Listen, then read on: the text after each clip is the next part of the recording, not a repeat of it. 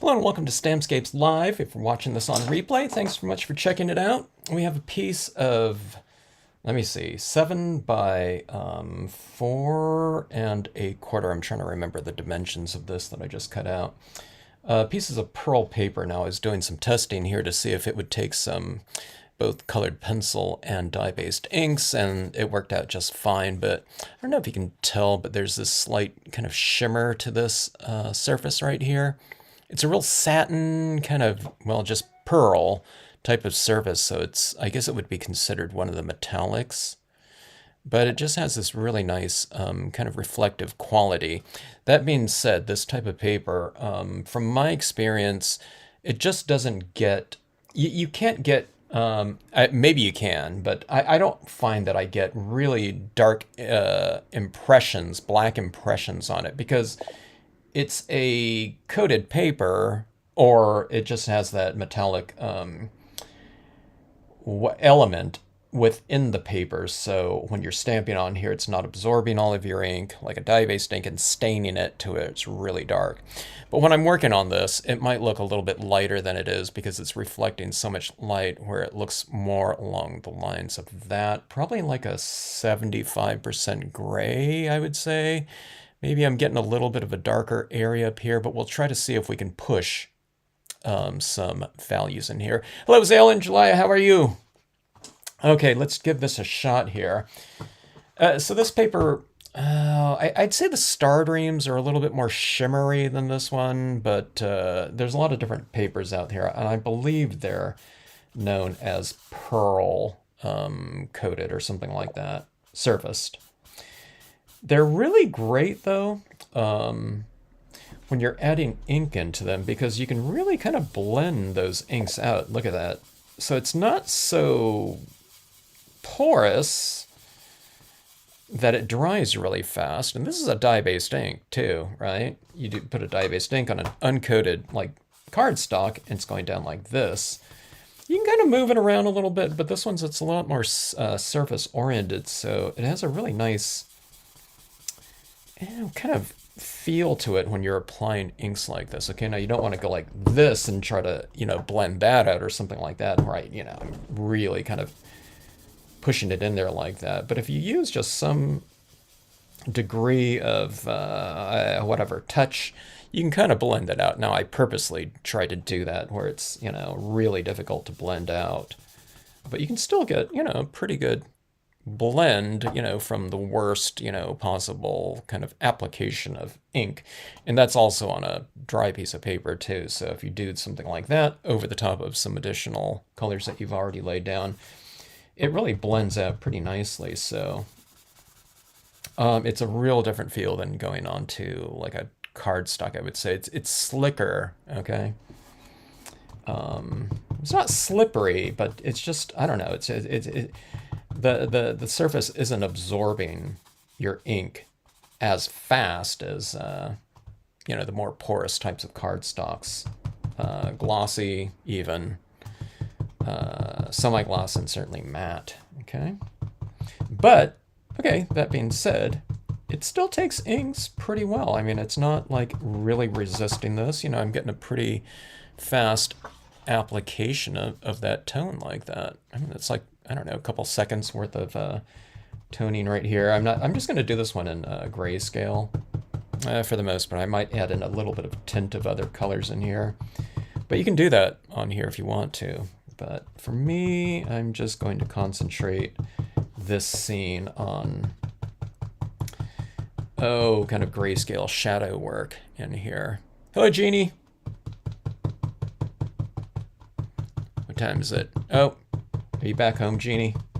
Sometimes you say you're at work. Are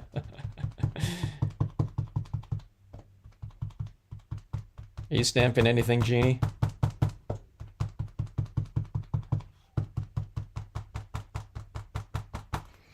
All right. I need that down there.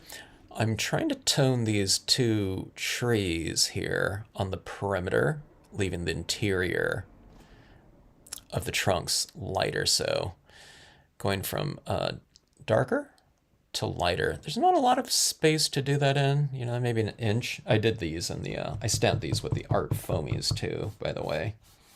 The nice, really large ones like this, and this one's the tree trunk right here.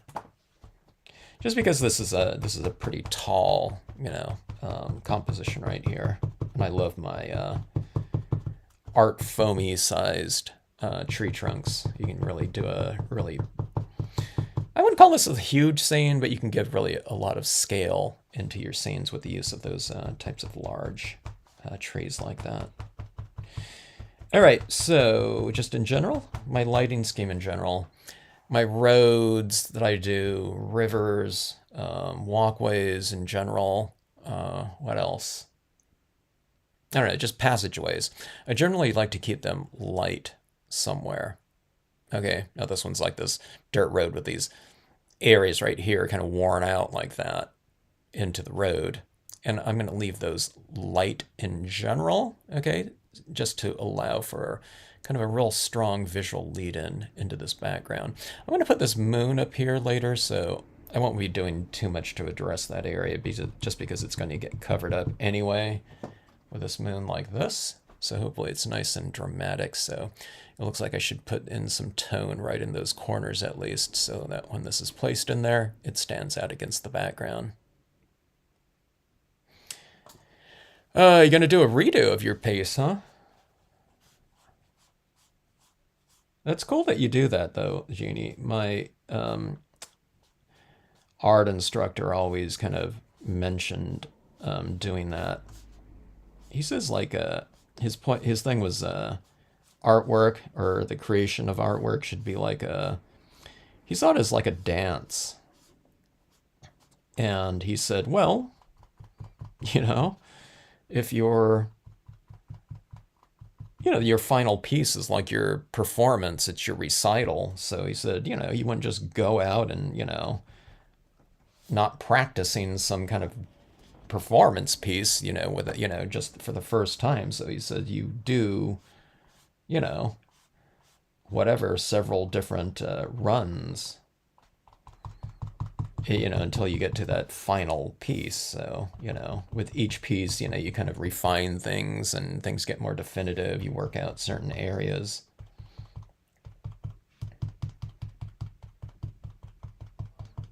And a student said, you know, that sounds great, but we just want to do the final piece. We didn't say that, but I think it's what everyone was thinking. We're thinking, hey, it takes a long time to do these final pieces. We don't want to do like 3 versions of the, you know, before we even get to that. Or maybe it's that, you know, all of our student work was so unresolved, you know. Maybe we didn't know what we were going to do until the night before it was due anyway.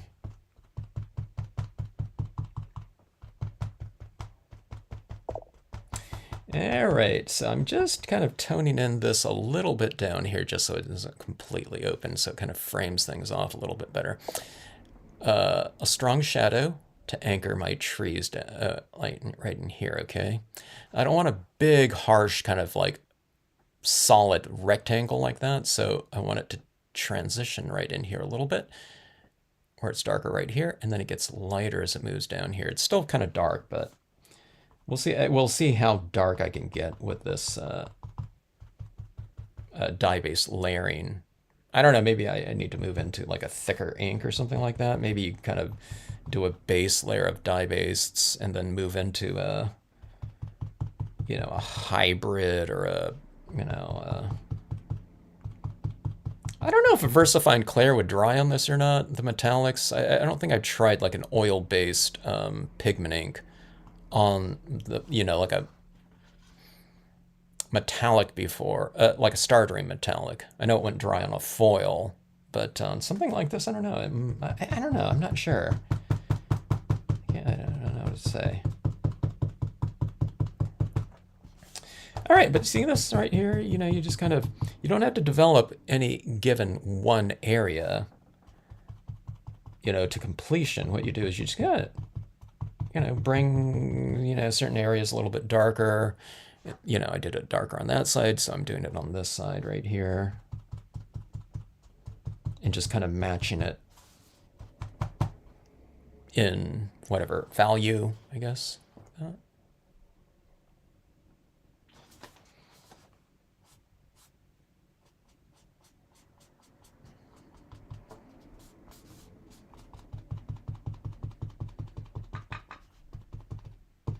Yeah, the dance one, I always remember that. And it made complete sense, you know.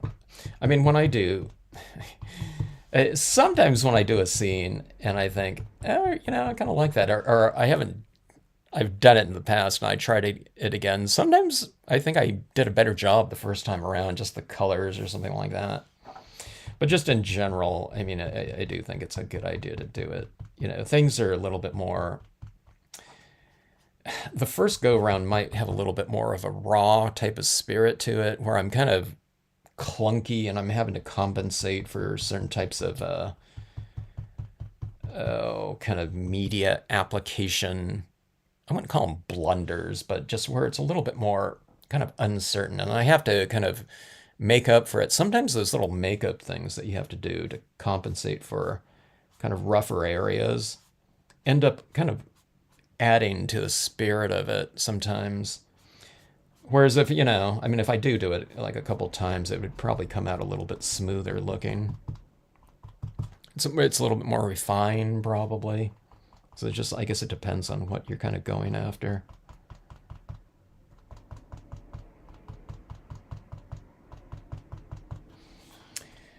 Okay, so adding a little bit of tone right in here.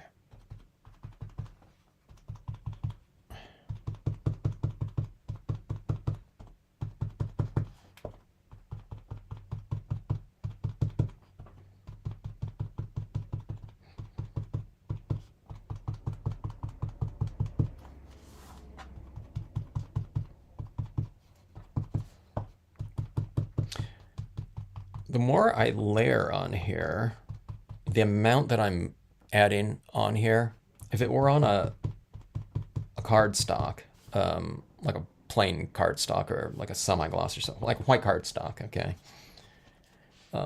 it would have been a lot darker, I think, at this point in time.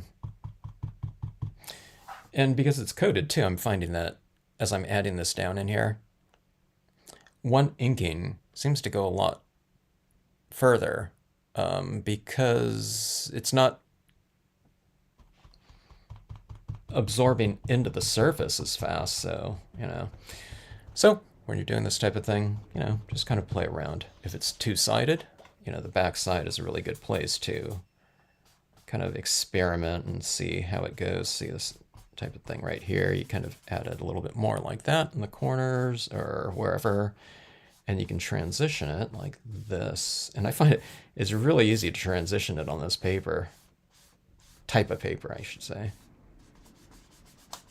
Remember, it's not a foil, but, you know, it's one of those more iridescent ones like that. But see that transition right there from dark to light?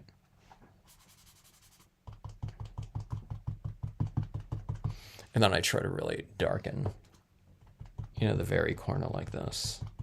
So this is just the thing right here that's going on right in here and up there like that. And I just have it going down the trunks like this. You see this area right here? It's kind of going from a little bit darker to lighter right in here.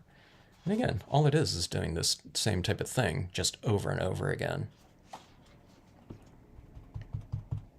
Not just in this scene, it's like in every scene that I do.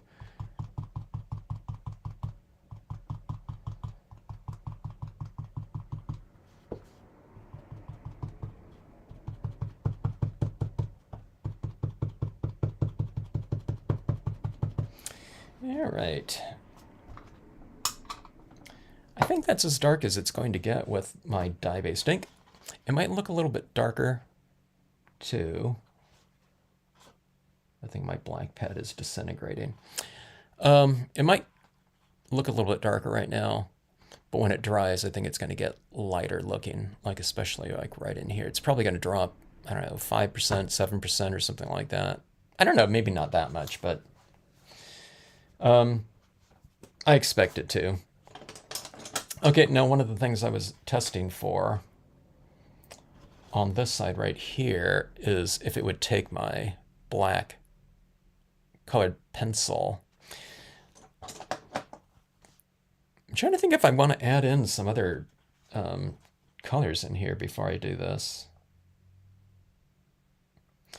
I think alcohol inks, I mean, I have those right here kind of ready to go. And I mean, I could test it out, but this is really dry here. Let me see.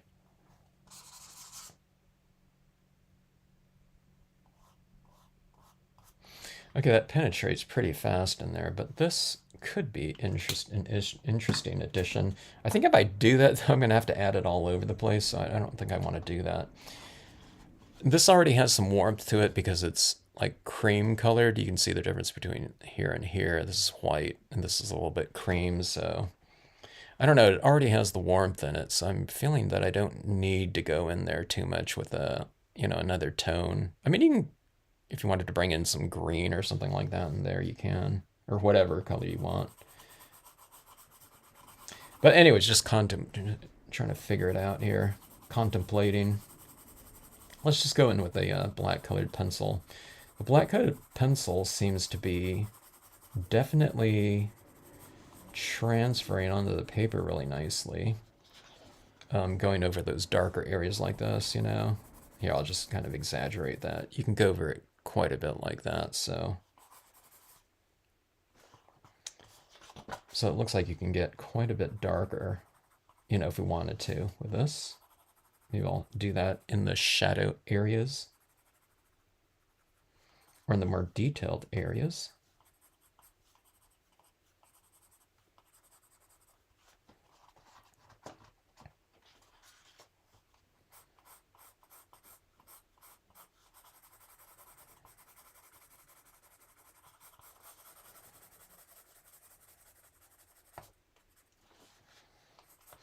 This tree trunk right here, I can't get, with that paper towel, so it's easy enough to come in with the colored pencil and just hit one side of the tree. I hit the left side, so you can see it's like this light source area right here is casting its light on this tree, so it's a little bit more right side illuminated in here. Let's come in here too. Let's add in a little bit more tone right in here.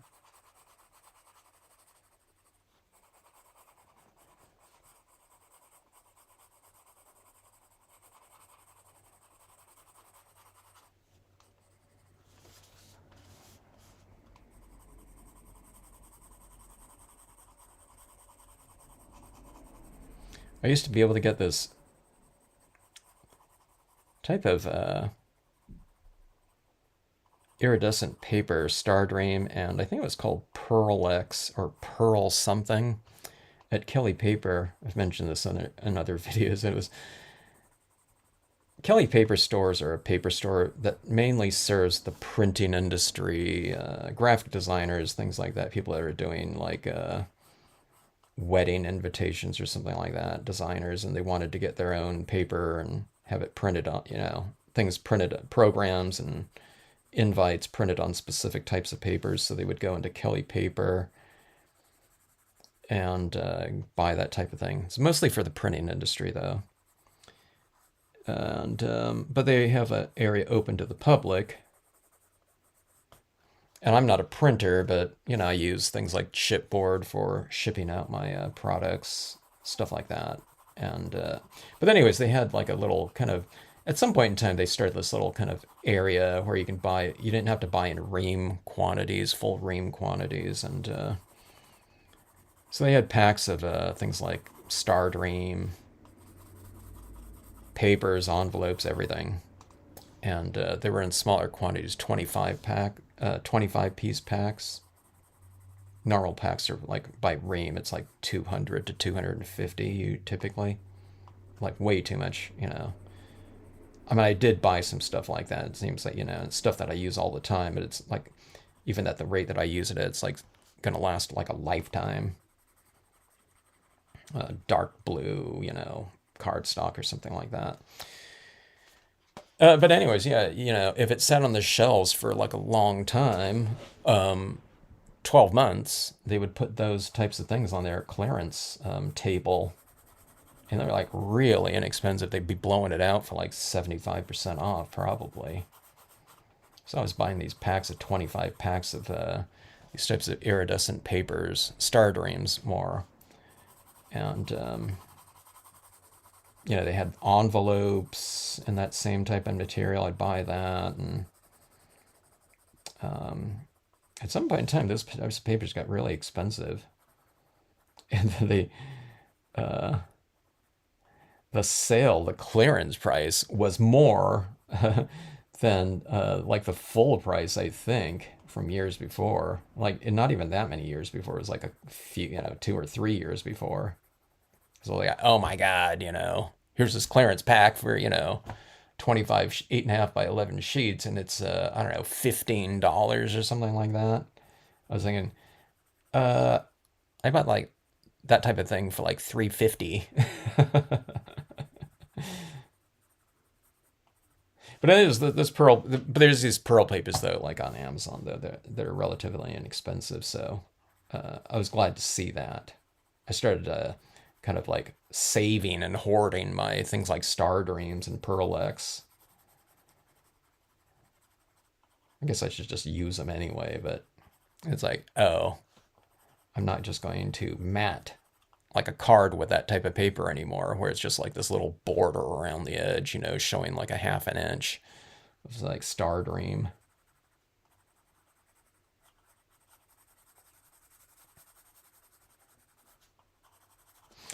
All right, so anyways, going in and adding the colored pencil like that. See, it's like a little bit deeper, value in here in terms of darkness.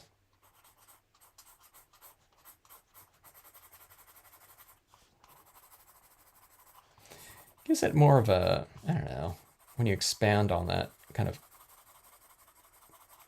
value range, it kind of gives the scene a little bit more, I don't know, like visual stability maybe, especially when it's, the darkest impressions, like I said, were like something like 75% probably. Let me do this too. Okay, so you have these two figures right here, stamped out in black. Now I could have stamped them out. I was thinking about doing them like in a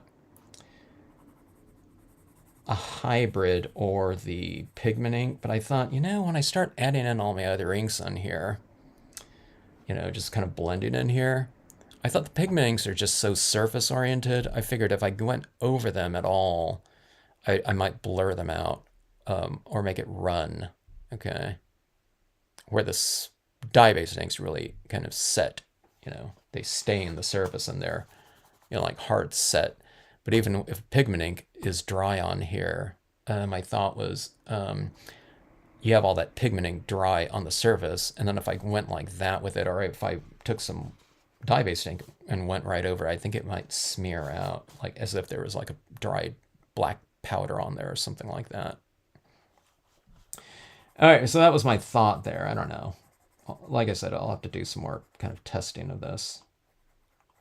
But anyways, I'll just go and add in some extra tones here into my two figures. I'm not coloring in the whole thing like I did with my Sharpie pen on the holographic last night, but you can just kind of make them a little bit more. See, I kind of left them a little bit lighter up top. Maybe, I don't know, maybe this moonlight is kind of getting cast on there. I'll darken in her shadow a little bit at the beginning of the shadow and have it a little bit lighter as it transitions away like that. Let's do the same thing on this horse. Go a little bit darker. I'm going to put that horse kind of in like a bunch of mist, though, later on, so I don't need to make this too dark, only to lighten it up later. But see, I'm just kind of adding in like this extra 10% in there so that it transitions that shadow a little bit more. instead of it being the same kind of uniform color. I did, before I stamped out this horse, I did wipe off some of the bottom of that kind of reflection area. And same thing up here, just to transition it. So we'll transition it a little bit more. We'll go a little bit darker up here. Hello, Sheila. How are you? Sheila, cream, kind of iridescent pearl paper. Look how luminous this is right here. And there's my testing area right in here for the different inks. But yeah, a little bit more kind of luminous of a surface. So, I mean, it looks a little bit different, than just stamping on like a white piece of cardstock, well, which is fun too. If it was on white cardstock, I would definitely kind of tint my piece a little bit more, though, just to get a little bit more, kind of variation or spirit to it. I mean, you can still do it on here too. Like here's a bit of brown or something like that. You can kind of test it in your shadow areas a little bit more. Yeah, I think that looks pretty good. I don't know. Can you see that right there? It's a little bit more. There's a little bit more body to it than right here with this brown. We can give it maybe a warmer. It doesn't look like a sepia print, but kind of in that spirit of kind of that type of thing. Those sepia prints were like nice and they had a nice warm tone to them. They weren't quite so sterile as other types of prints. Black and white I'm talking about. So let's add some of this in, maybe like so. I won't add too much because I don't want to change the spirit of it too much. I just want a little bit of kind of added a little bit of extra glow down here. I don't know, maybe I will add more. Just kind of add it just accordingly, or just little by little, and then you add more accordingly, okay, if you like it. And if you hate it, it's just like, it's too bad that you did that. You shouldn't have.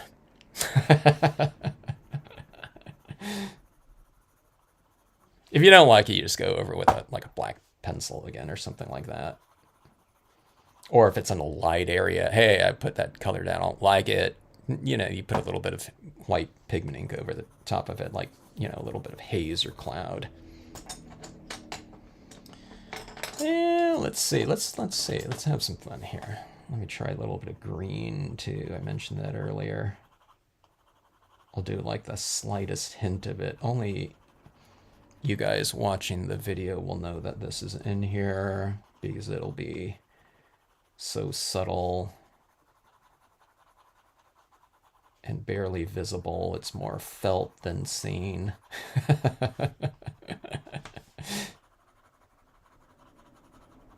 I'm just joking around, folks. I don't know if you can see that little, these little color differences like that. That looks pretty cool. I mean, yeah, I'm going to see what this, I want to test out what this paper can do. If it works out pretty good, it'll be a, kind of another, whatever, viable surface to work on, or to utilize in our whatever pieces for whatever strategy you're going after, finish-wise. I do really like the feel of this, though. Oh, here's a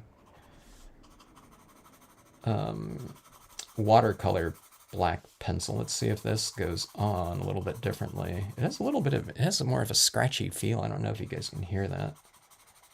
Much more of a scratchiness to it. Let me see what's happening here.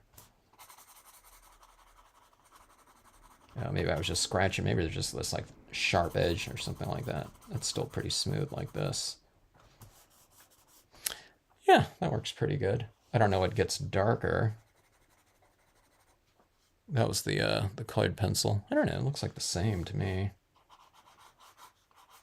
If you can't find a good colored pencil that's soft enough for this, it just doesn't seem to be applying, then I don't know. Maybe try a watercolor pencil.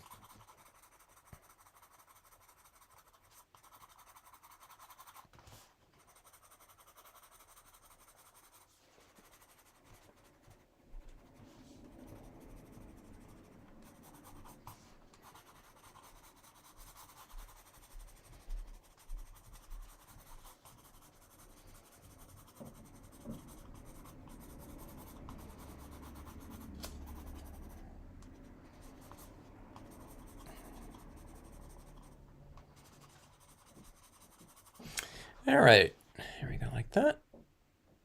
A little bit more tone in there. Okay, let me see what this is going to look like.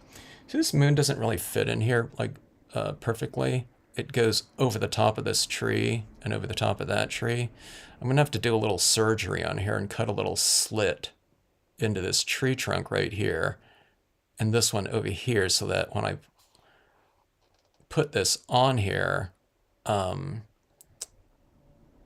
the trunks will be in front of it, so it'll be like, you know, like fitting that into that space right there. I wanted to do this moon, and what I've been doing, because it's a sticker and it's sticking up against these things, I can't just like stamp like an overhanging branch into it, because if I stamp a branch into it, it's going to have this ridge right here. It's going to be like two different levels. I don't know, maybe I could fill in with some pen or something like that. But I figured, you know, just these straight cuts right here on this one will be like really easy enough to do.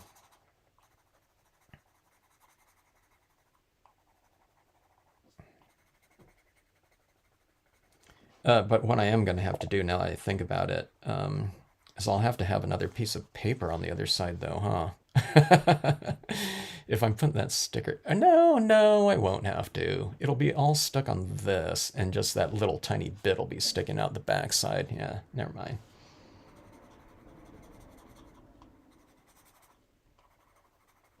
Okay, let me go a little bit darker right here. Now that I've kind of made these other areas quite a bit darker, I can go a little bit darker in the sky without it kind of looking kind of out of place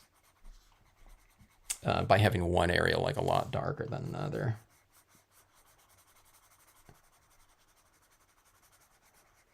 I'm kind of going this kind of circular kind of application right here around, I don't know, whatever our circular object.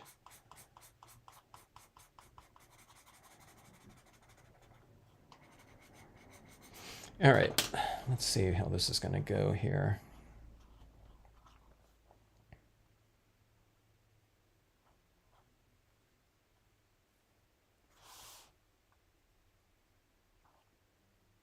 I think like that, huh? Okay, so let's see. It's going to be from about right here to here, and here to here.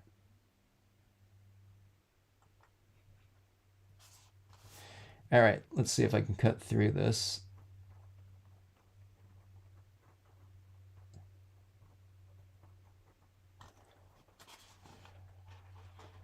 Like that. There's that little space right in there, like that.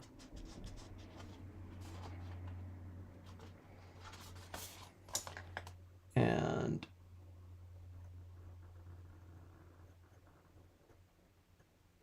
I don't know. I think you can cut more than you think you'll need to, because it's just going to go flat anyway. So it's not like you have to be like perfect. So see that right here, like that.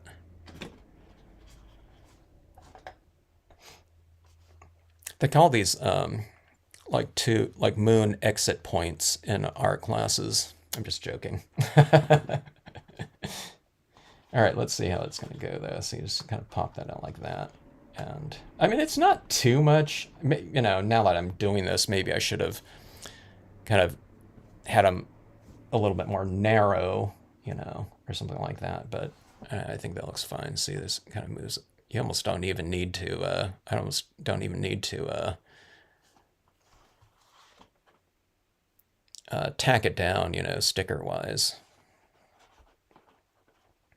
I don't know, it'd be a little bit flappy though. It'd be kind of interesting though. You can kind of put two little slits on this whole thing and just have a loose moon in there. And if you have this background, you can slide, you know, like a moon rising, like up and down. You can go like this, you know, up and down the whole, like a slot in there or whatever.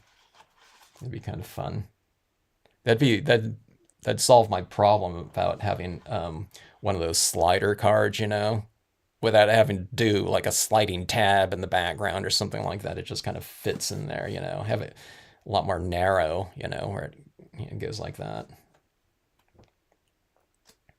Okay, so this is printed onto the printable glow-in-the-dark vinyl sticker paper. Sometimes the hardest thing is kind of removing the sticker, the backing off the sticker, the vinyl. Okay, there we go. It's like that. Hey, you can use this as like one of those masks when you do that type of background where you add all of the tone around it and stuff like that, and you lift your thing, you can have like a, you know, little moon stencil. All right, let's see.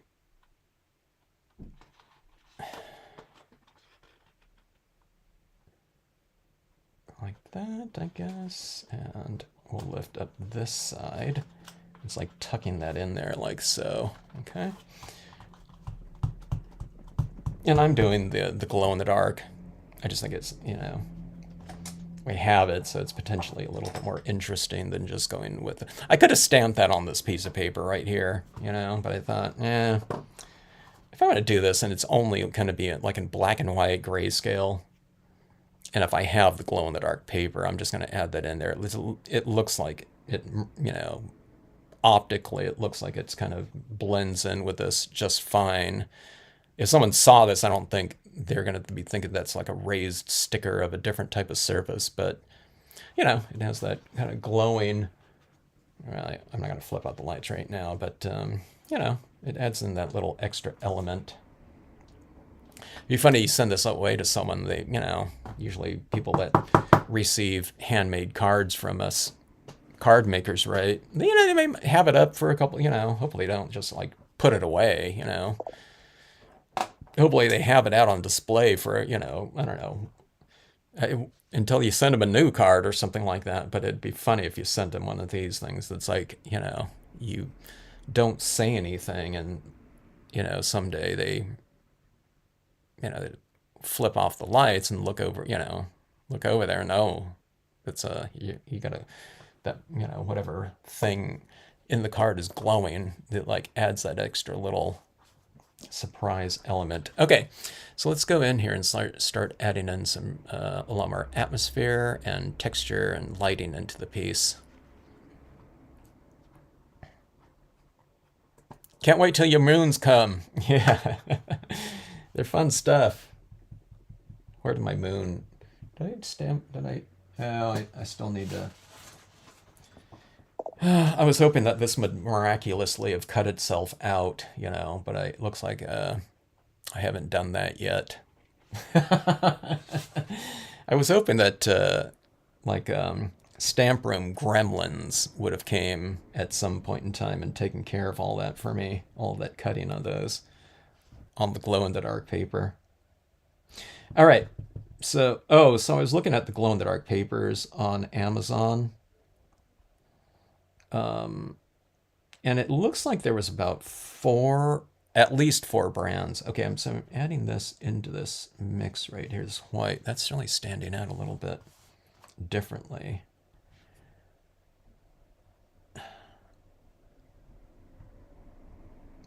But the one that I got here, I think it's still the best deal. It's like 10 sheets for $10.30 roughly. So about $1.30. The other ones, I think are still like around $2 a sheet. Now they might have a 5-pack, you know. Well, no, it wouldn't be a 5-pack sheet, 5-pack set for $10. So that would still be $10. You might as well pay 30 cents more and get the 10-sheet one. Yeah, so $1.30 for 10 8.5 by 11s. Then if you have Amazon Prime, you know, you get free shipping, so. All right, so adding in this tone right in here, this little foggy mist in here. I wasn't quite sure how this was going to look on this paper because this is adding white onto a cream surface, you know. It usually harmonizes a little bit more with a white surface, but this one starts off with that cream, but I was figuring maybe the cream isn't so far away from white, but it does. It stands out quite a bit, so we're going to run this texture around in a lot of areas, or this color and texture so that hopefully it becomes part of the overall kind of color scheme, and hopefully it looks relatively, I don't know, whatever, natural, I guess.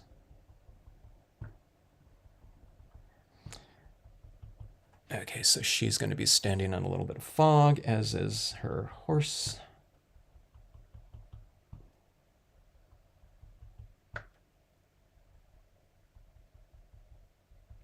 I think with this pearl surface, I don't think it's grabbing my white pigment ink as fast, just because it's a little bit more metallic and sealed off. So that, I don't know. That seems to be what's happening here. Which is, fine. It just has me kind of tapping a few seconds more to get whatever application I'm going after, which is kind of a light, kind of a whatever methodical application.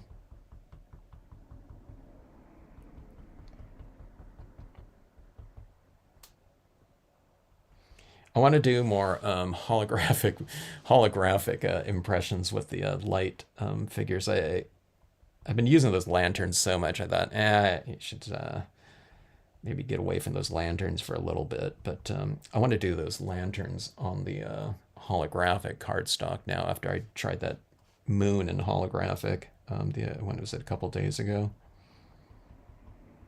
Because I think if I do a bunch of lanterns like floating around in some water on holographics, I think they would all change the same color when you kind of, tilt them around and rotate them a little bit.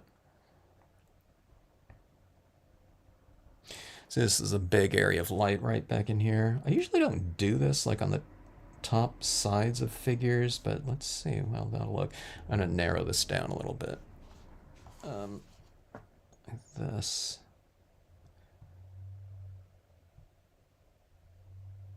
And I'm gonna do like some top lighting and see what that looks like here. Maybe the body of the horse right here. Yeah, like that. See that light coming through them like that?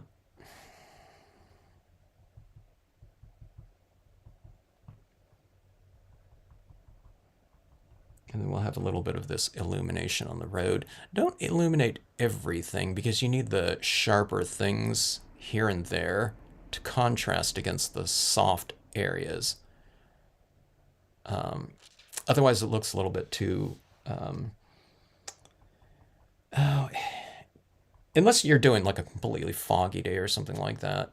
You need something, you need some contrast in there. So, and plus, if you don't do everything, if you think that you're adding more to make something look softer, sometimes it doesn't do that. Sometimes you need the crisp areas to contrast against a softer area. So you have to kind of oscillate it, rather than having like the same thing in too many different areas. Like right in here, I kind of illuminated that, but I didn't do it on her whole body. I don't know, maybe it looked cool, but in terms of kind of, making something stand out more in terms of texturally, then you have the opposite in there. Same thing with anything, value-wise, you have light next to dark, making the dark look lighter and vice versa, stuff like that. All right, so we have that. Like so. It does a soft kind of, whatever, luminous kind of feel to it right here, which is kind of nice. And it is kind of going after that.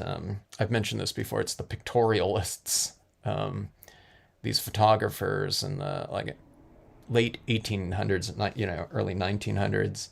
I think it's 1890 through 1920 or something like this. But they had kind of like a softer kind of thing. They shot things a little bit out of focus, I guess. I didn't know that. I started reading up on that a little bit recently. I was aware of them. I've looked at their works, but I didn't really read up on it. I don't know. Maybe I did way back when I found out about them like 20 years ago or something. But that's what, I don't know, that's what I'm finding this pearl kind of, I don't know, I think it lends itself to that kind of look. you might be able to make something look really kind of photographic and in the spirit of a like a sepia print on this type of paper. But instead of stamping things out in black, you stamp them out in like a dark brown, and then you tone in with like another lighter brown, medium brown, and then a darker brown or something like that. It might be kind of interesting. I tend to like a little bit more contrast though.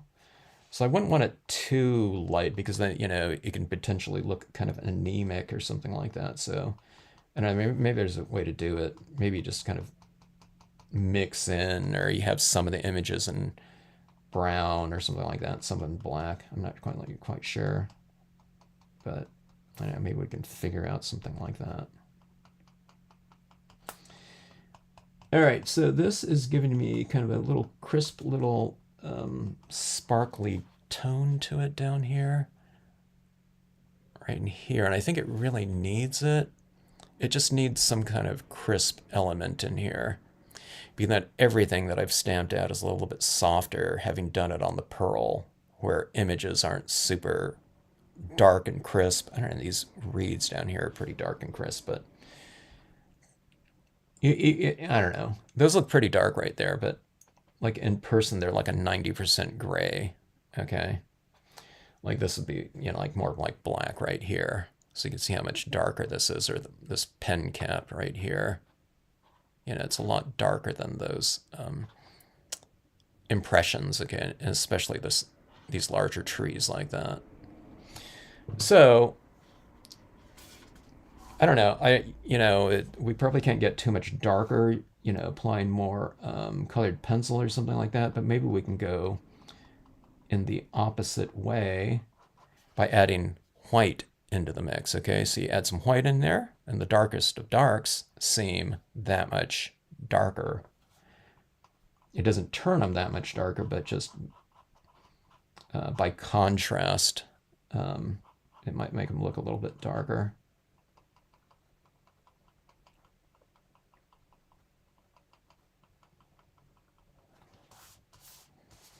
All right, so now on the side of the tree right there, that little this is real glary, as I mentioned before, since this pearl is really kind of reflecting a lot of that light, like that. Just the very paper alone is very reflective. So, but this is the way it's looking right now, like that. But see these kind of lighter tones, like on the right side of that trunk, and we'll do it on the left side of some of these trunks right here.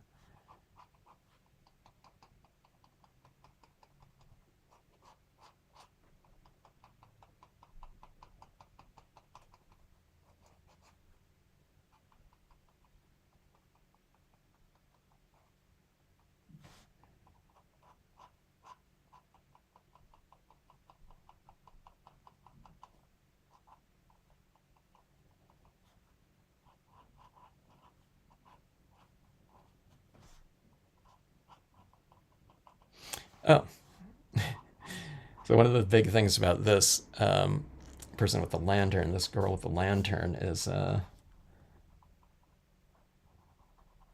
wanted to illuminate that area.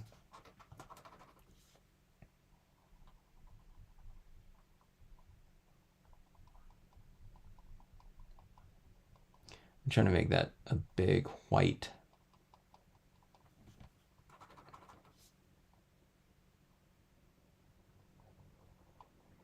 Or not a big white, but a thick application of white right in there to make it nice and light.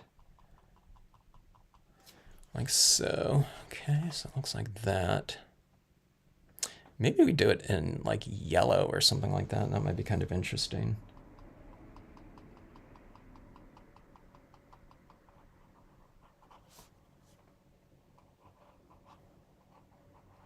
So this tree kind of gets a little lost right in here. So you can kind of just give it a little bit of a stronger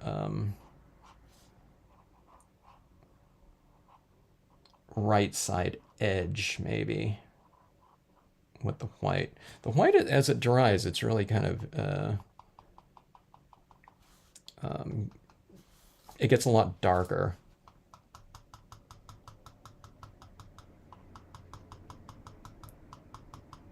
So it either blends in with the background a lot easier, but also if you want it a little bit lighter and it's, you know, it's drying darker, you just have to go over it a couple more times to, you know, to make the buildup of that paint a little bit thicker, you know, where it's not kind of absorbing into the surface of the paper before it dries, or some of it is.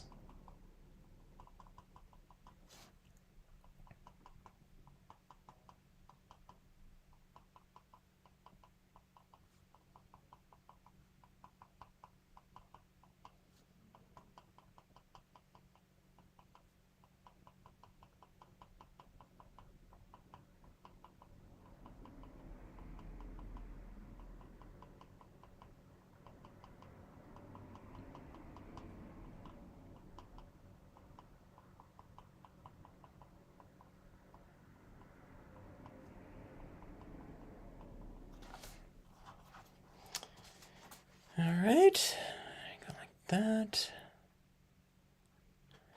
That looks a little bit heavy right there, but like I said, it's drying a lot darker than what it looks like than when it's, you know, been freshly applied like that. Put them around the house and use them for night lights. Yeah, that'd be awesome.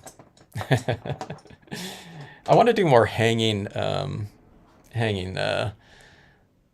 lights as well. So I'll have to do that at some point in time. All right, so anyways, let my hands like that. That is the pearl type of iridescent papers. I find the now I haven't had it for a while. Or do I have it? I'm not sure if I have it anymore. At one point in time, I was out of the Star Dream. There's this. Okay, I can't even remember the names of the colors anymore. But there was a Star Dream, really light blue paper, real pale blue, but shimmery. I love that one. This pearl one right here is taking the ink better, though, than the Star Dreams. I think the Star Dreams are a little bit more shimmery and coated with whatever it is, mica or something like that. So this one right here is a pretty good, whatever, compromise. You know, you get that shimmer and pearl coating, and it's a lot more reflective of light. Okay, so if you have kind of, I don't know, if we're stamping out scenes, we always have light in them somewhere. You know, it doesn't have to be a light source. It could just be a lighter area, you know, but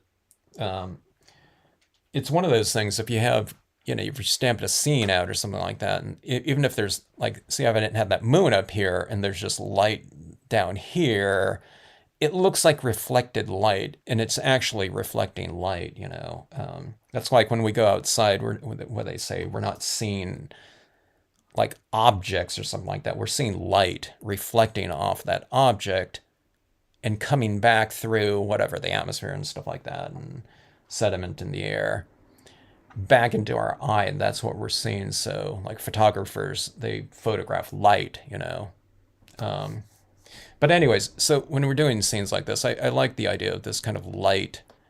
You know, it's a little bit more reflective when you're looking at this. So if you have illuminated areas like this, like a viewer of your card, or us in general, when we're doing this, it's light coming out of our cards at us, you know. White paper reflects as well, you know, but it's just going to be a little bit less reflective than a metallic, of course. So I don't know. It's a fun little thing to work on, you know. And I don't know. Like I said, I just remembered how kind of easy it is to kind of blend on here, you know, like this. I mean, you can really spread that around. Okay, now keep in mind, this is not like StazOn or something. I don't use StazOn on here and like saying, hey, you know, Kevin made this look so easy. So it's just your standard, you know, dye-based inks. So, oh, I don't know. I don't even know if this Memories Black is working. It looks brand new. It has the other one in there, but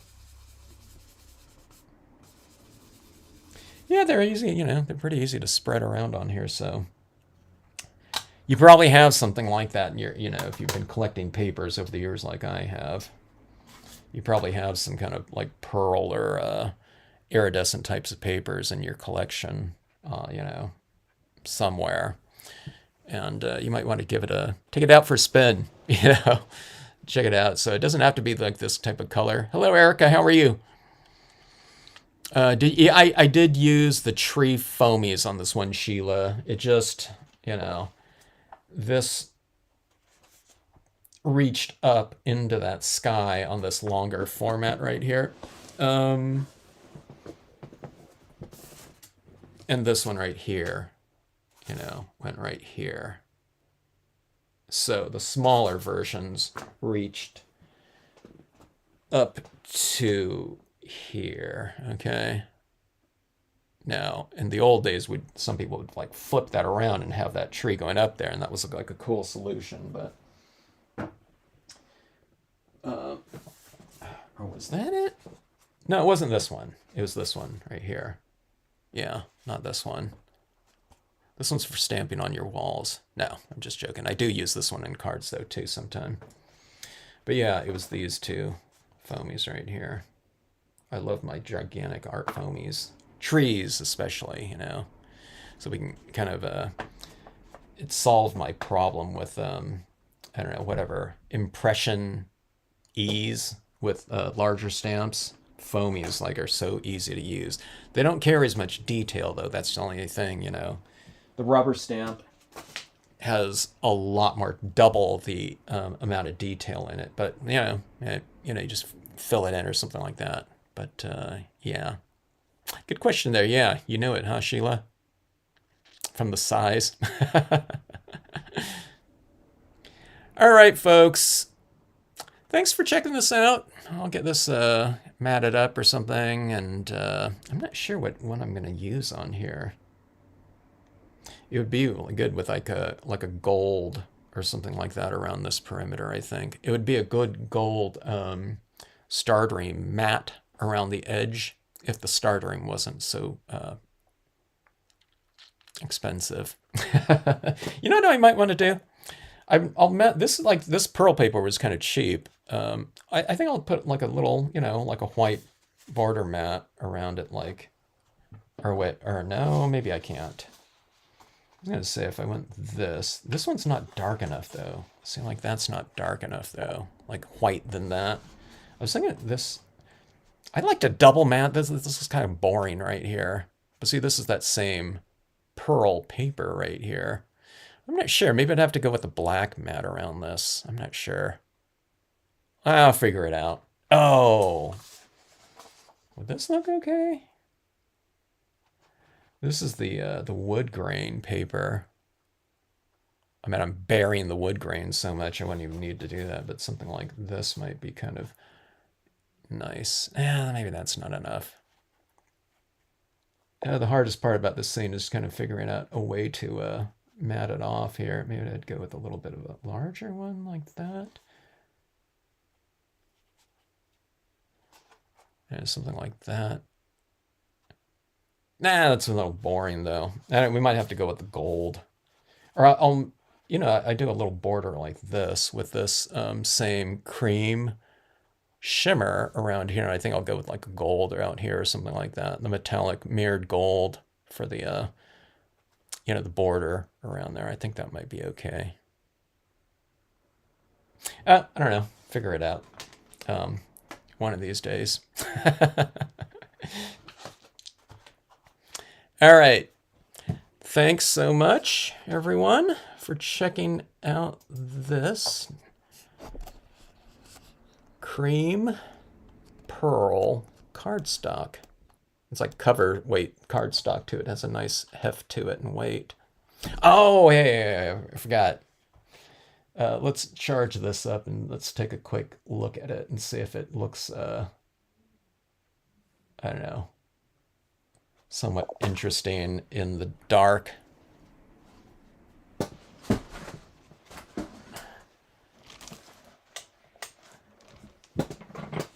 It's still real light outside, so this room isn't really dark.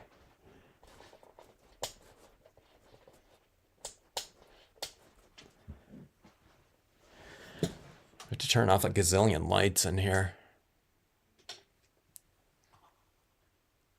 Hey, there you go, like that.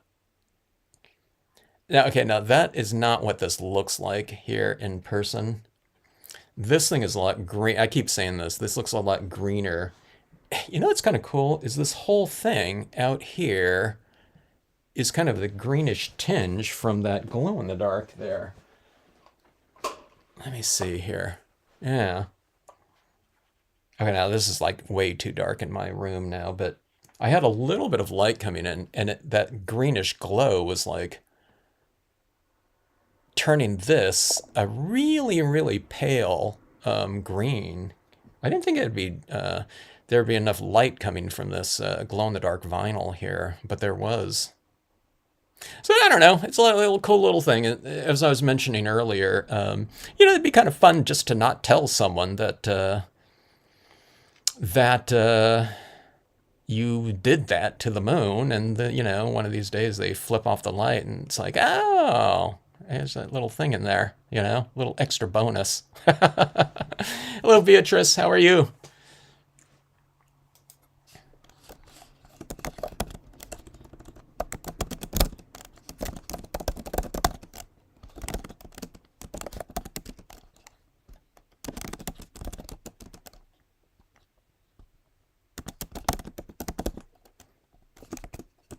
Thanks for checking out the pearl-coated cardstock experiment, or maybe it's a little bit more of an exercise than an experiment, because I've done some stuff on here before, but not too much. But yeah, I really like the look.